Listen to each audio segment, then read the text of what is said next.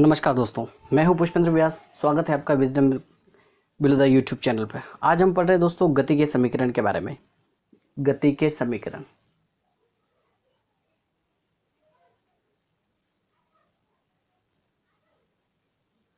गति के समीकरण होते क्या है दोस्तों? जब कोई वस्तु एक समान त्वरण से गतिशील है, उसके वेग समय के बीच में संबंध, समय स्थिति के बीच में संबंध और वेग स्थिति के बीच में संबंध को गति के समीकरण कहते हैं। ये कुल 3 होते हैं। गति के समीकरण 3 होते हैं। 2 प्रकार से ज्ञात किए जा सकते हैं, ग्राफी विधि से और कलन विधि से। ग्राफी विधि से गति के समीकरण अपन ने इससे पहले वाले वीडियो में पढ़ लिया है। इस वीडियो के डिस्क्रिप्शन में उसका लिंक दे रखा है दोस्तों। ग्राफी विधि से गति के समीकरण ज्ञात करने के लिए वह लिंक क्लिक कीजिए और आप आराम से दोस्तों गति के समीकरण कलन विधि से, जिसे समाकलन विधि भी कहा जाता है, कलन विधि से गति के समीकरण, कलन विधि से। बहुत सरल है दोस्तों, कोई नहीं। अगर अपने को 2-3 चीजें पता है तो अपन आसानी से ज्ञात कर पाएंगे। कोई रटने जैसी चीज नहीं है, रटना 1% भी नहीं है। क्या है दोस्तों, अपने को ध्यान रखना है। त्वरण क्या होता है? त्वरण होता है दोस्तों वेग और समय का अनुपात, त्वरण कहलाता है। एक तो ये कहा जाता है। दूसरा, इसी को अलग तरीके से बोला जाता है, वेग में परिवर्तन की दर त्वरण कहलाता है। वेग में परिवर्तन की दर त्वरण कहलाता है, dv/dt। बस यही फॉर्मूला, ये यूज करना है दोस्तों। क्या है? a = dv/dt। ये मैं इसको दोबारा लिख देता हूँ, dv/dt। समाकलन करना है, अपना आंसर आ जाएगा। dt को इधर ले जाएंगे दोस्तों तो क्या आएगा? a dt = dv। ये लीजिए, बस इसका समाकलन करना है और अपना आंसर अपने सामने। समाकलन करने के लिए देखो यहाँ पे क्या है, a एक कांस्टेंट है, dt का समाकलन करना है। ये dt का लिमिट ले लेते हैं 0 से t समय तक। ये 0 से t समय तक लिमिट है इसकी। ये dv है, dv का समाकलन करना है। dv का मतलब वेग है, वेग में परिवर्तन, माना प्रारंभिक वेग u है, अंतिम वेग इसका v है। ये लीजिए, dt का समाकलन करते हैं दोस्तों तो t आता है। फॉर्मूला है, समाकलन का ध्यान रखना है। समाकलन dx = इसका समाकलन होता है x। तो dt का समाकलन क्या होगा? t होगा। ये 1 है, ये t समाकलन और इसकी लिमिट 0 से t, ये लिख दी। ऐसे ही dv का समाकलन v होगा और इसकी लिमिट क्या है दोस्तों? u से v। समाकलन करने के बाद जो लिमिट लिखी हुई है इसको बोलते हैं अब ऊपरी सीमा, इसको निम्न सीमा। ऊपरी सीमा में से निम्न सीमा को घटाया जाता है ऐसे, t-0 = ये ऊपरी सीमा v है माइनस निम्न सीमा u है। ये इसको सोल्व किया और अपना आंसर अपने पास क्या है, इसको सोल्व करेंगे तो क्या आएगा? at = v - u। इसको और आगे अच्छे तरीके से लिखना चाहें हम तो लिख सकते हैं v = u + at। कुछ नहीं किया है, पक्षांतरण किया है। यही गति का पहला समीकरण है, गति का पहला समीकरण, जिसको और किसके नाम से जाना जाता है? गति का प्रथम समीकरण। क्वेश्चन अपना यही आता है, कलन विधि से गति के समीकरण ज्ञात कीजिए। बस कुछ नहीं, यहाँ से स्टार्ट करना है, सिस्टमेटिक लिखना है, अपने को मार्क्स पूरे में से पूरे मिलेंगे। गति का प्रथम समीकरण, इसका दूसरा नाम वेग समय संबंध है। ये दूसरा नाम किस लिए? ये न्यूमेरिकल के हिसाब से, वेग समय संबंध। जब न्यूमेरिकल करेंगे तो अपने को इसकी आवश्यकता होगी कि कौन सा समीकरण कहाँ लग रहा है, तो ये संबंध इसलिए लिखना जरूरी है। अब दोस्तों याद करते हैं गति का दूसरा समीकरण। गति का दूसरा समीकरण ज्ञात करने के लिए अपने को वेग का पता होना चाहिए। v = होता है, वेग क्या होता है दोस्तों? विस्थापन में परिवर्तन वेग कहलाता है, या विस्थापन और समय का अनुपात वेग कहलाता है। इसको क्या कहते हैं? विस्थापन में परिवर्तन की दर ds/dt, ds/dt कहलाता है विस्थापन में परिवर्तन की दर। dt को इधर पक्षांतरण करेंगे तो क्या आ जाएगा अपने पास? v dt = ds। समाकलन करना है और कुछ नहीं। v अब अपने पास यहाँ पे v का समाकलन करना है तो v की वैल्यू दे रखी है, v की वैल्यू पुट कर देना है दोस्तों। v की वैल्यू पुट करेंगे। v की वैल्यू क्या है अपने पास? v = गति के पहले समीकरण से v = ये क्या लिख दिया, v = u + at। Value put करना है, अपना आंसर आ जाएगा।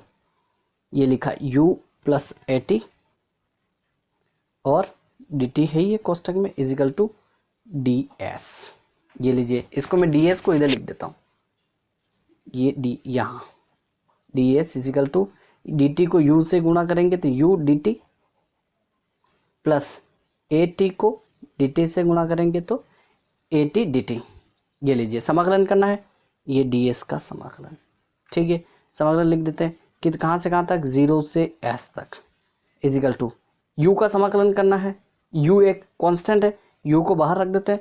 ये समाकलन किया डी टी का, लिमिट रख देते हैं 0 से टी तक, प्लस ए एक कांस्टेंट है, ए को बाहर रखा, ये टी और ये आ गया अपना डी टी, लिमिट 0 से टी। बस कुछ नहीं, समाकलन किया अपना आंसर।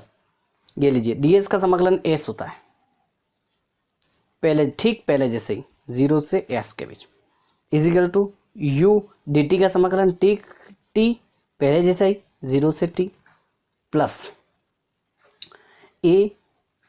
अब यहाँ पे ध्यान रखना है दोस्तों, एक्स डी एक्स का समाकलन, फॉर्मूला लिख रहा हूँ, फॉर्मूला ध्यान रखना है क्या होता है, एक्स स्क्वायर अपॉन 2 होता है। ये लीजिए फॉर्मूला लिख दिया, अपने को याद रखना है। ठीक है, टी का समाकलन क्या होगा, t square by 2, t square बटेगा 2, 0 से टी।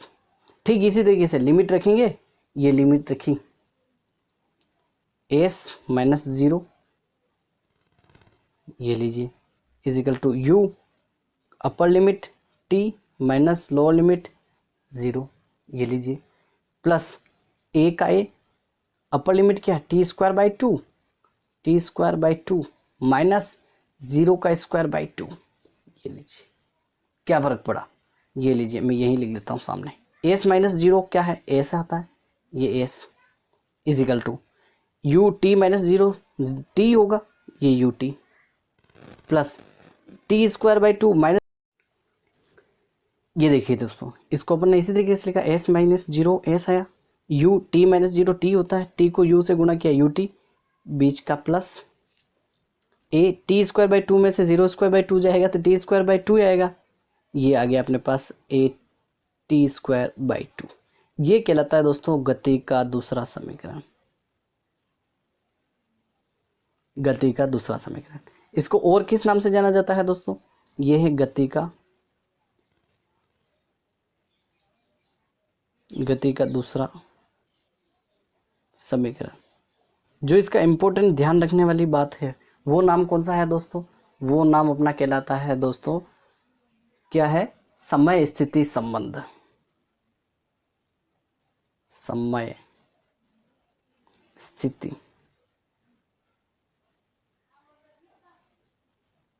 समय स्थिति के बीच में संबंध कहलाता है, वो क्या कहलाता है दोस्तों, वो कहलाता है अपना गति का दूसरा समीकरण। अब अपने को ज्ञात करना है दोस्तों गति का तीसरा समीकरण। गति का तीसरा समीकरण ज्ञात करना बड़ा आसान है, इसके लिए पहले वाला फॉर्मूला ही यूज करना है। क्या है, इसको मैं यहां कर लेता हूं सोल्व दोस्तों, ये यहां, इसके लिए आसान है बड़ा। ये देखिए पहले वाला फॉर्मूला कौन सा, त्वरण वाला फॉर्मूला। त्वरण को अपन क्या लिखते हैं, a is equal to d v by d t, वेग में परिवर्तन की दर। अब अपने को सोल्व यही करना है, ध्यान रखना है, गति का पहला समीकरण ज्ञात करना है कलन विधि से, a is equal to d v by d t, समाकलन करना है, अपना आंसर आ जाएगा। दूसरा समीकरण ज्ञात करना है, वेग का फॉर्मूला लगना है, v equal to d s by d t, समाकलन करना है, अपना आंसर आ जाएगा। और अब इसमें यहाँ पे तृतीय समीकरण ज्ञात करने के लिए पुनः पहले वाला फॉर्मूला लगाना है। बस इसको करना क्या है, डी एस से गुणा और डी एस से भाग कर देना है। कोई भी समीकरण है दोस्तों, अपन अच्छे तरीके से जानते हैं कि समान संख्या का गुणा और भाग कर दे, उस समीकरण पे कोई प्रभाव नहीं पड़ता है। ये a इजिकल टू, इसको मैं इस तरीके से लिख सकता हूँ दोस्तों, कैसे, dv, इसको मैं यहाँ लिख रहा हूँ, कोई फर्क नहीं पड़ेगा, ds equal to ds upon dt, ये लीजिए, और इनटू का निशान है, ये इनटू का निशान। ये यहाँ पे अपने पास ये जो टर्म आई है, ये जो टर्म, अपने को गोला नहीं करना है, मैं तो यही बताने के लिए ऐसे ही कर रहा हूँ, बाकी 3 बिंदी लगा के लिखना है। ds अपॉन dt होता क्या है दोस्तों, v होता है। ये लीजिए a equal to dv upon ds into v आ गया, ds को इधर भेजेंगे तो ads आ गया, इजिकल टू क्या है, ये dv इंटू v dv। ये लीजिए समाकलन करना है, समाकलन करते अपने पास इतना आंसर आ जाएगा। क्या है, a एक कांस्टेंट है या स्थिर संख्या है, समाकलन नहीं होता है, ये ds का समाकलन, लिमिट 0 से h तक, इजिकल टू v का समाकलन करना है। v का समाकलन करते ही अपने पास आंसर आ जाएगा। ये लीजिए v dv का समाकलन, लिमिट रखेंगे प्रारंभिक वेग u अंतिम वेग v। ये लीजिए a ds का समाकलन, हमने पता s होता है, ये s 0 से s इसकी limit equal to v dv। ठीक इसी प्रकार जैसे यहाँ हुआ था, कहाँ, ये वाला देखिए, ये देखिए दोस्तों, ये जो समीकरण वाला ये t dt का समीकरण क्या आया था, t स्क्वायर बाई 2, क्या फॉर्मूला क्या था, x dx x square by 2, यहाँ पे v dv v square by 2, ये आ गया अपना v स्क्वायर बाई 2। और लिमिट क्या है, u से v, प्रारंभिक लिमिट माइनस अंतिम लिमिट या ऊपरी सीमा माइनस निम्न सीमा, a ये आ गया s माइनस 0 इजिकल टू ये क्या है v square upon v square प्रारंभिक सीमा है या ऊपरी सीमा upon 2 minus u square upon 2, ये आ गया अपने पास।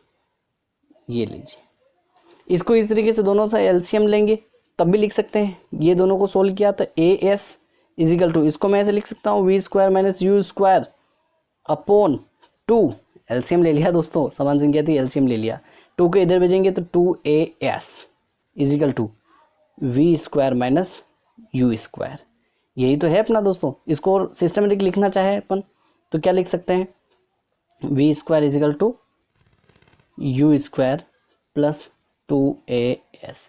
ये है दोस्तों अपना गति का तीसरा समीकरण, और इसका दूसरा नाम है दोस्तों वेग स्थिति संबंध। वेग स्थिति संबंध, ये यहाँ से ऐसे लिख देता हूँ। क्या है दोस्तों, गति का तीसरा समीकरण है, गति का तीसरा समीकरण, और इसका दूसरा नाम जो अपने को याद रखना है वो क्या कहलाता है दोस्तों, वेग स्थिति संबंध। वेग स्थिति संबंध, वेग स्थिति संबंध,